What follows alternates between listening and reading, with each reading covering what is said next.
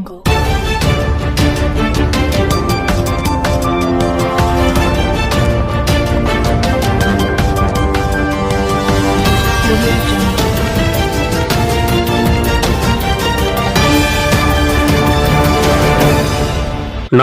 મિત્રો, હવામાન ગુજરાત યુટ્યુબ ચેનલમાં આપ સૌ મિત્રોનું સ્વાગત છે। આજે તારીખ 7 સપ્ટેમ્બર 2023 આજના સવારના મહત્વના હવામાન સમાચાર જાણીશું, જેમાં ગુજરાત ઉપર લો પ્રેશર સિસ્ટમ પહોંચી છે, મેઘ સવારી આવી પહોંચી છે। ગુજરાતના ઘણા બધા વિસ્તારોમાં વરસાદની શરૂઆત થઈ ચૂકી છે। દાહોદ પંથક, ઉત્તર ગુજરાતના વિસ્તારો, દક્ષિણ ગુજરાતના જે વિસ્તારો છે તેમાં પણ વરસાદની શરૂઆત થઈ છે।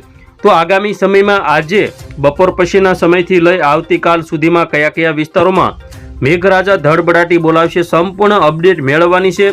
ચેનલમાં નવા હોય તો સબસ્ક્રાઇબ કરી લેજો અને વિડીયો તમામ લોકો સુધી ગ્રુપમાં શેર કરી દેજો અને અંત સુધી વિડીયોને આખો જોજો, જેથી કરીને તમને ખ્યાલ આવે કે આજે આવતીકાલે પરમ દિવસે કયા કયા વિસ્તારોમાં વરસાદ પડવાની સંભાવના છે।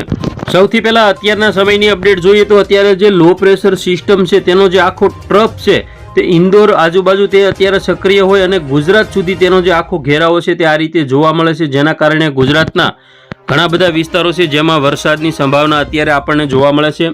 તેવા વિસ્તારો છે ખેડબ્રહ્મા છે, ડુંગરપુર, બાંસવાડા, આજુબાજુના જે વિસ્તારો છે ઈડર છે, અંબાજી છે, આબુ રોડ છે, આ બધા જે વિસ્તારો છે તેમાં પણ વરસાદની સંભાવના છે। સૌથી વધારે જે વરસાદની શક્યતા ડાકોર, ગોધરા, દાહોદ, પીપલોદ, જહલોદ, બાલાસિનોર આજુબાજુના વિસ્તારો તેમજ ચાંપાનેર, બોડેલી, છોટા ઉદેપુર આજુબાજુના જે વિસ્તારો છે તેમાં છે, તેમજ ભરૂચ આજુબાજુના વિસ્તારો છે, ડેડિયાપાડા, ઉંબરપાડા, વંકલ, કોસંબા આજુબાજુના વિસ્તારો તેમજ સુરત, બારડોલી, તાપી, નવસારી, બીલીમોરા, વાંસદા, ડાંગ તેમજ વલસાડ, ભવનાથ, અંબોશી, વાપી, કપરાડા, વાની આ બધા જે વિસ્તારો છે દક્ષિણ ગુજરાતના તેમાં વરસાદની સંભાવના છે।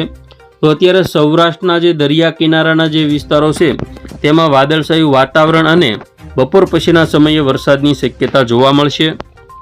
બપોર પછીના સમયની વાત કરીએ, 2 થી 3 વાગ્યાના સમયગાળા દરમિયાન ખાસ કરીને સૌરાષ્ટ્રના જે દરિયા કિનારાના વિસ્તારો છે મહુવા, રાજુલા તેમજ જેસર પંથક, બગદાણા પંથક, તળાજા છે, પાલીતાણા છે, ગારિયાધાર, અલંગ, ખડસલિયા, ગઢડા તેમજ ભાવનગર, સિહોર આજુબાજુના જે વિસ્તારો છે તેમજ ઉત્તર ગુજરાતના વિસ્તારોની જો વાત કરીએ તો ઉત્તર ગુજરાતમાં આબુ રોડ, અંબાજી, પાલનપુર તેમજ સિદ્ધપુર આજુબાજુના વિસ્તારો, ખેડબ્રહ્મા, ઈડર, ડુંગરપુર આ બધા વિસ્તારો તેમજ મહેસાણા, માણસા, પ્રાંતિજ, હિંમતનગર, મોડાસા, કડાણા આજુબાજુના જે વિસ્તારો છે, અમદાવાદ છે, ગાંધીનગર છે, મહેમદાવાદ, મહુધા, ડાકોર, બાલાસિનોર, કપડવંજ, લુણાવાડા, ગોધરા અને દાહોદ આજુબાજુના જે વિસ્તારો છે, જહલોદ છે, બોરસદ, વડોદરા, છોટાઉદેપુર આજુબાજુના વિસ્તારો, જંબુસર, કરજણ, ડભોઈ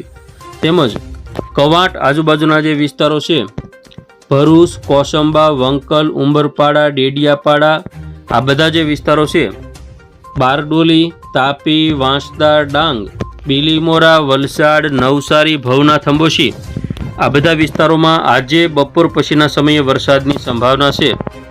હવે જોઈએ આજે સાંજે 6 વાગ્યાથી લઈ 9 વાગ્યાના સમયગાળા દરમિયાન જીએફએસ મોડલ અનુસાર ગુજરાતના ઘણા બધા વિસ્તારો છે જેમાં વરસાદની સંભાવના છે। કેશોદ, જૂનાગઢ, બગસરા, વિસાવદર, ધારી, સાવરકુંડલા, તુલસીશ્યામ, રાજુલા, મહુવા આજુબાજુના જે વિસ્તારો છે, વેરાવળ, કોડીનાર અને ઉના સાઈડના વિસ્તારો તેમજ તળાજા, પાલીતાણા, ગારિયાધાર, સિહોર, ભાવનગર અને ઘોઘા આજુબાજુના વિસ્તારો, અમરેલીના વિસ્તારો તેમજ જામનગર, કાલાવડ, રાજકોટ આજુબાજુ પણ હળવા ઝાપટાની સંભાવના છે।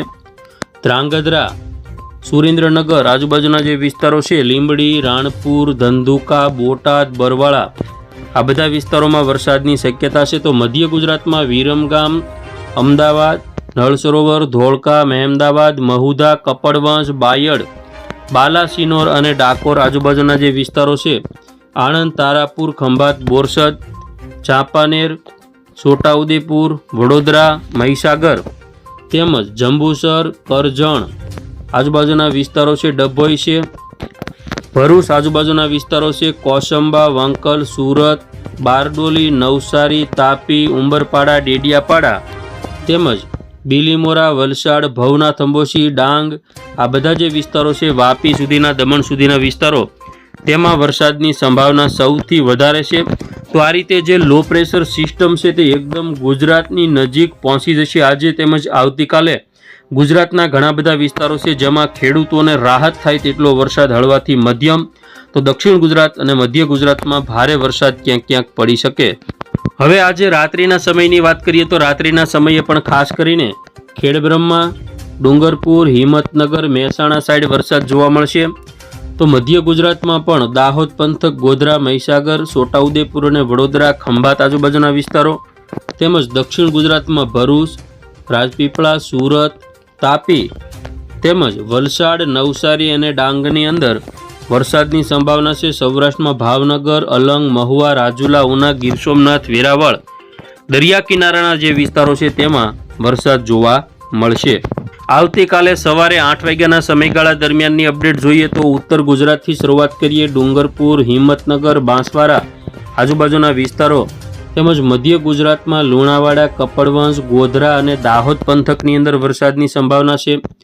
વડોદરા, છોટાઉદેપુર તેમજ દક્ષિણ ગુજરાતમાં રાજપીપળા, સુરત, તાપી, ડાંગ, વલસાડ અને નવસારી જિલ્લાની અંદર પણ વરસાદની જે સંભાવના છે તે આપણને જોવા મળે છે. આવતીકાલે સવારથી આ લો પ્રેશર સિસ્ટમ એકદમ નજીક આવી જશે અને ગુજરાતના વિસ્તારોમાં આગામી સમયમાં 48 કલાક સુધી સારા વરસાદની શક્યતા છે. હવે જોઈએ આવતીકાલે બપોર પછીના સમયની અપડેટ, જેમાં ખાસ કરીને રાજુલા સાઈડના વિસ્તારો છે, મહુવા છે, તળાજા, સાવરકુંડલા, જેસર, બગદાણા, પાલીતાણા, ગારિયાધાર તેમજ મધ્ય ગુજરાતના અને ઉત્તર ગુજરાતના વિસ્તારો જોઈએ તો બાયડ, કપડવંશ, લુણાવાડા આજુબાજુના જે મધ્ય ગુજરાતના વિસ્તારો છે. ઉત્તર ગુજરાતમાં આબુ રોડ, પાલનપુર, ડુંગરપુર, ખેડબ્રહ્મા તેમજ દક્ષિણ ગુજરાતમાં ભરૂચ, રાજપીપળા, સુરત, તાપી તેમજ વલસાડ, નવસારી અને ડાંગ જિલ્લાની અંદર વરસાદની જે શક્યતા છે તે જોવા મળશે. તો સૌરાષ્ટ્રના પણ કોઈ વિસ્તારો છે જેમાં હળવો મધ્યમ વરસાદ જોવા મળશે.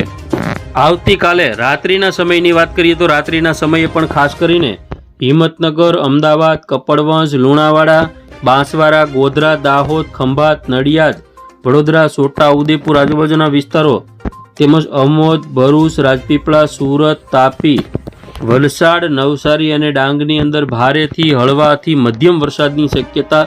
તો ક્યાંક ક્યાંક છૂટો છવાયો ભારે વરસાદ ભાવનગર, અલંગ આજુબાજુના વિસ્તારો, મહુવા સાઈડના જે વિસ્તારો છે તેમાં પણ સાંટા છૂટી જેવો વરસાદ રહેશે.